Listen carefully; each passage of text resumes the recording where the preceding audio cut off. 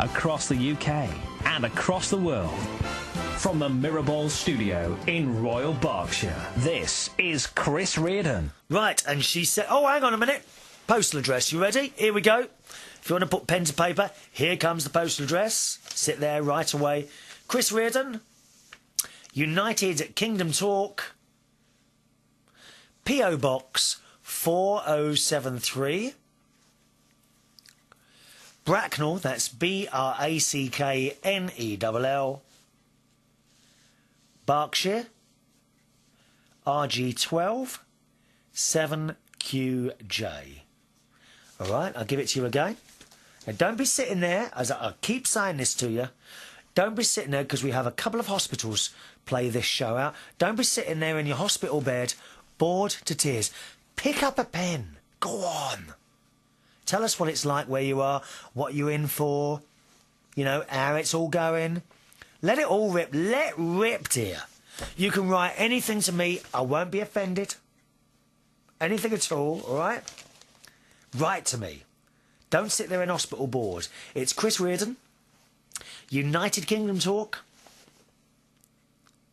P.O. Box 4073, Bracknell, that's Bracknell,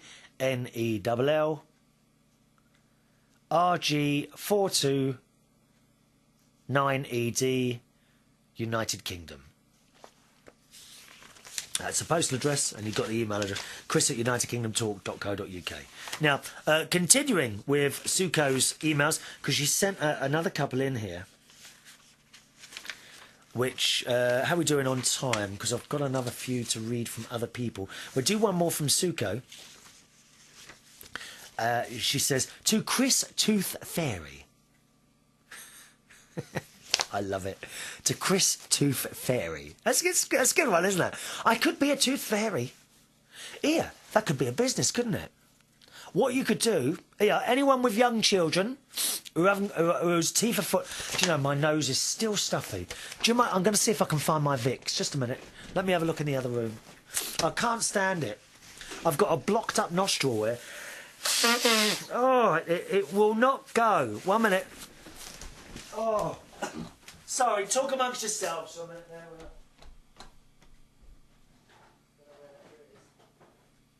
That's it. There we are, I found it. I've got a Vicks Sinex thing, which I actually don't like to use this, because I find if you use it a lot, eventually it kind of stops. You have to keep using it. I'm sure there's something in this that makes you keep it.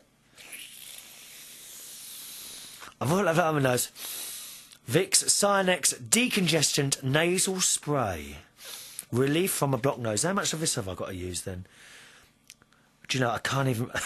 that writing is so small, I can't read it. Are they saving money on ink, these people? God's sake. I bet our friend Joy in Acton, I bet you can't read anything on the back of tins or anything now, can you? Has that worked yet? No, another bit, I'll have a bit. I don't think anything's coming out. Oh dear, I don't know. Hang on. I really can't read this at all. Get it under the light. Where's the direction? Oh, directions, yes. 1 to 2 sprays. Well, nothing's blooming come out, has it? Oh, hang on. I think it's working. I'll do one more. Oh... I don't like putting stuff up my nose, it's horrible. Right, we'll see if that works now. Sorry about that. But I had to clear my rather blocked up nose there, Suko. Now, where are we? There we are, that's it. To Chris Tooth Fairy. Well, that was it. I was going to tell you, I've got an idea for a business. If you've got children or anything like that, doesn't matter where you are in the world, you pay, I fly. I'm happy to fly, as long as you're happy to pay for the airfare. I will come and visit. It could be, I could be as popular as Father Christmas. I could be Chris Tooth Fairy, as Suko calls me, Chris Tooth Fairy. And for a nominal fee, a nominal fee, I could come round dressed as a tooth fairy. Yes. Come round dressed as a tooth fairy. And while your child is asleep, place money, let them leave their tooth. Now, where will they leave it? Because we don't want to disturb them. You can't be putting it under the pillow because then we'll wake them up. We don't want to do that. That's it. In the kitchen. Get them to leave their teeth. Not all of them. Oh, for God's sake, don't let them start pulling them out. You know what's... I mean, my nephew Jimmy, if he knew this, he'd start yanking out his teeth with a pair of pliers and leave them everywhere for the money. Oh, he's terrible. He'll sell anything. He's always on the phone to me. Have you got anything for me to sell on eBay, Chris? Oh, my nose is much better now. Oh, once again I can breathe. Oh, it's marvellous. Oh, yes. I hope I don't pass wind. Oh, God. Not now that I've cleared my nose out. Yes, that's what we'll do. We'll get your children to leave their teeth somewhere in the kitchen. I know. On top of a can of baked beans. And then you, as the parents, will employ me to come round and take the tooth away and replace it with whatever money that you give me to put there. What do you think? And you could, the parents, of course, could take I'm quite happy to have photos taken. You could take a photo of me placing the tooth there and me pretending that I don't know you're taking the photograph. And then, when your beloved ones awake in the morning, they will find some money where they left their tooth and the tooth gone. What do you think of that idea? Now, how much should I charge for that service? Just a nominal fee, I think. I mean, I'm not doing it to be rich. I'm not doing it to make loads of money. I'm doing it because I love you. I do. And I want to see little happy smiling children's faces when they find out that there's been a pound coin left. Or a dollar bill. Or something like that. What do you reckon, eh? Oh, dear, dear. This nose is getting worse. Now, you know what's happened now, didn't you? Now that I've just blown my nose, I can hear everything again. Things are looking up. They are. Now, I still haven't started the rest of this email. To Chris Tooth Fairy, Jade lost another tooth eating soup in Chinatown. Eating soup? Blimey, what was in the soup, dear? For your information, her teeth are looking awesome already, although she's in pain today from having the braces tightened. Oh, Jade. I know that, my darling. I had braces when I was about 13, 14 years old. I had braces. I had the metal railings, and every couple of weeks I'd have to go to the dentist and he'd tighten them. Oh, I hated it. I hated it, my darling. But it's worth it, Jade. It really is, my love. Put up with it. It's not for long. It's only a couple of years out of your long, long life that you've got ahead of you, my darling, all right? Suko says, I was playing one of your Christmas shows in the car for my mother today and wanted to remark about something you said when you were talking to us. You mentioned that families don't spend enough time together. I thought you had told after Jade told you the television in her room was broken. Sadly, it's true. But I always insisted that we eat dinner together as my family did when we were growing up. The past couple of years, Jade's dance class schedule has been so erratic, so there are not too many nights that it works out we can eat together. However, Tuesday nights are free, so we made that family night. We try not to schedule anything for those evenings. I always cook a big meal which we eat together, and then we watch either a movie, a TV show, or something like that in those evenings, or play a game or two. I think it's very important to maintain a sense of family for a child in hopes that he or she will cherish those times and have happy childhood memories. Oh, well, I certainly have. I really do, you know, coming from school, we all used to have dinner. I think Dad used to come in quite late from work. I think I would have dinner before Dad, you know, when we got to school. Family, thankfully, is very important to Jade, so I'm optimistic that she will always respect us and enjoy our company. We are fun parents, after all. Well, I found that out from the phone call we had, Suko, didn't I? From what I can tell, you and your sister have similar family values. It's a beautiful thing. Lots of love from Suko. Thank you, Suko. Yes, many, many happy childhood memories. As you know, sometimes I just delve into them while I'm chatting away to you here on a United Kingdom Talk. You know, so many. Certainly remember sitting there with mum and dad and my sister watching the telly. We used to watch a lot of telly in the 70s. I mean, it was great. You only had 3 television channels. There was BBC One, here in the UK anyway. There was BBC One, BBC Two and ITV. But it seems to me that with multi-channel television, it's all been watered down. And rather than the TV executives getting everything together, you know, all the good stuff together on 3 channels, they're scrimping and shaving, trying to fill these schedules. You know, hundreds and hundreds of channels. Well, I'm afraid there's not hundreds and hundreds of good things. I mean, I can't bear those cookery programmes or those house programmes. I think they're dreadful. Or, you know, decorate a house type program or do someone's garden.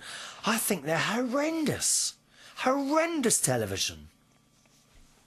But maybe it's someone else's thing. You know, I don't know.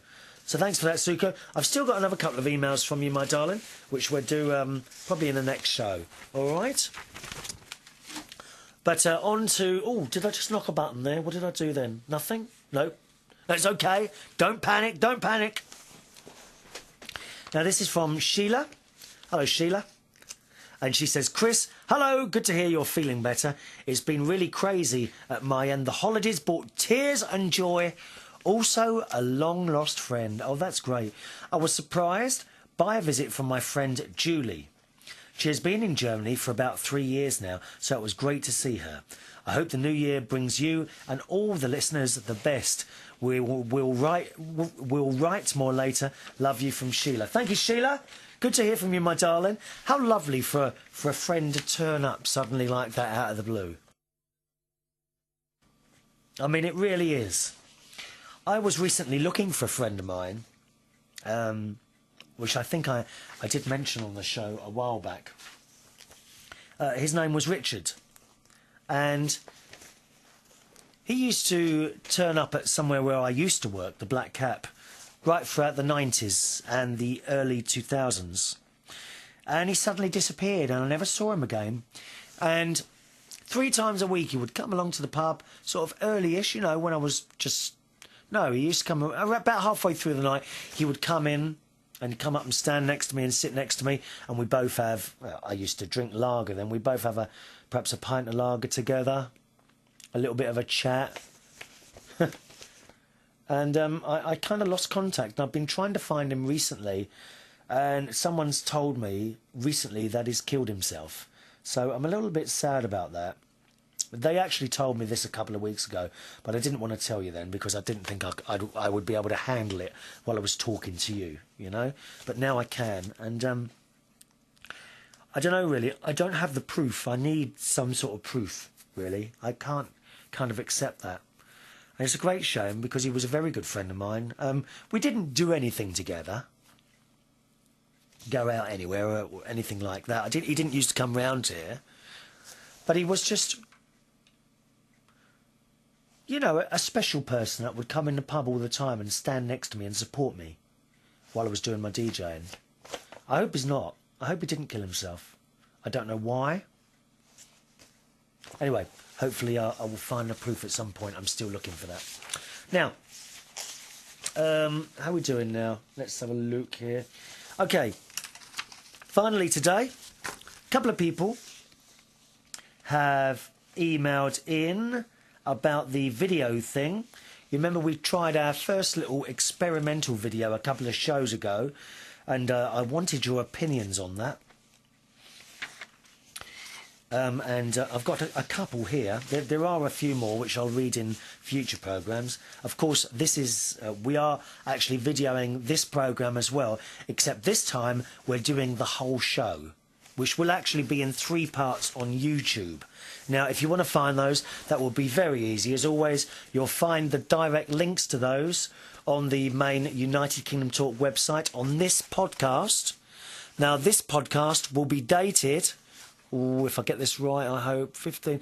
I think this will be the podcast dated the 17th of January. Right? The 17th of January. So if you just go to unitedkingdomtalk.co.uk, go to the 17th of January, and you'll see the link to the 3 separate video parts.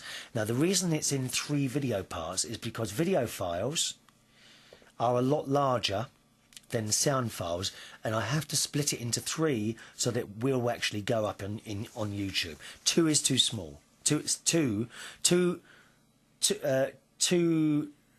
If I split it into 2, those 2 parts separately are still too large. So that's why I've got to split it into 3. All right, that's the reason for that. And Ross says, because I did ask your opinions, it was nice to see just how it was done for 20 minutes, but make it a one-off just so that people can see what goes into it. And Ross has also done his first talk show, which I haven't listened to, Ross, and I will do. He says, I've just done my first show. 1 hour, I did it. Was a bit hard, but I kept talking. It'll be up a little later. I came up with Ross Patzelt Talk, but we'll change it, I think, as it's copying yours. Have you got any ideas for a name? A portion of Patzelt. I like that. That's the one. A portion of Patzelt. Fantastic name for a talk show. Call it that. And I will have a little listen to that, Ross, all right?